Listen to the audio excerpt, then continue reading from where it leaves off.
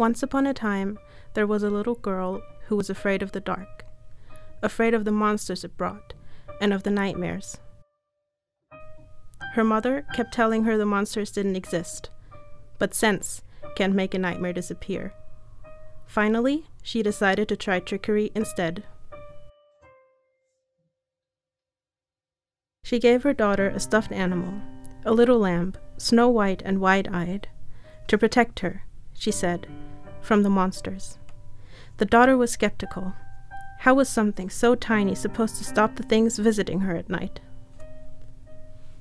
But the mother said, "Don't worry, it will watch over you and help when you need it. And with time, it will grow stronger than the most terrible monster out there." She left the stuffed animal with her daughter, and for the first time, the little girl slept soundly. After that, the girl wouldn't be separated from the animal again. She nicknamed it Lexa and took it everywhere.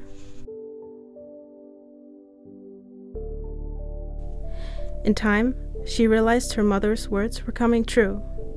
Lexa was growing up with her, getting bigger and stronger every day. Soon, it looked nothing like a lamb anymore. But nobody seemed to notice or care, and so the girl didn't care either. And when Lexa started moving and talking to her, well, that was just another weird thing about it. Another oddity in a series of oddities that nobody seemed to care about. But one day, she forgot Lexa at home, in her room. All day, she thought she felt its presence around her, but whenever she looked up, she saw nothing. On the way back, she was talking to a friend about a book she wanted to read, when she suddenly heard a noise behind her. She looked around, but again saw nothing. When she came home, Lexa was sitting in her room, in the same place the girl had left it. In its claws, it was holding the book she had been talking about. It offered her the book, but in exchange, she had to make a promise to never leave it again, like she had done today, even when she got older. The girl felt slightly uncomfortable at the words and the monster's gaze, but she wanted the book. And after all, Lexa had always been her friend. She had nothing to lose, so she promised. In that moment, Lexa's fur turned pitch black. In the following months, the girl grew more and more afraid of Lexa.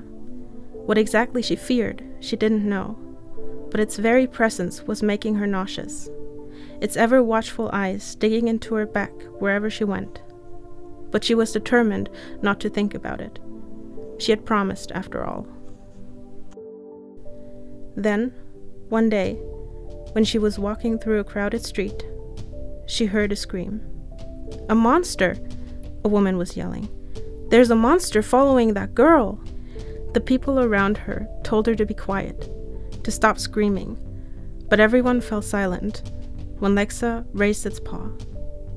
The girl turned around to see what the problem was. Lexa's paw came down. There was a sound of impact. Then, nothing. The woman was gone. For a few seconds, nobody moved, and nobody said a word. Then, everybody went on with what they had been doing. No one looked back at the girl, who was still staring at the place where the woman had been standing. Then, she turned and looked at Lexa, and for the first time, she saw the monster.